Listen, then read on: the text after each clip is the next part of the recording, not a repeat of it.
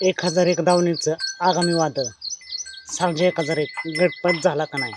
नेमकं काय घडलं? मित्रांनो, आज एक भव्य दिवस दुसरा बैल मैदान पार पडतंय.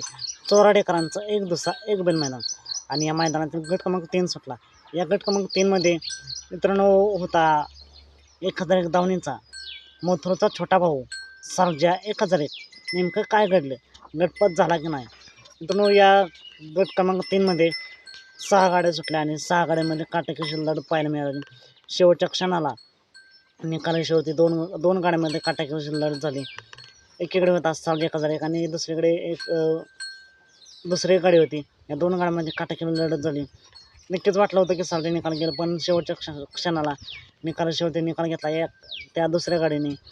म्हणजेच काय तर आज मित्रांनो सालजाची गटाला झाव झाले. असं नाही मित्रांनो, खेळ म्हणजे हा जीत होतच असते.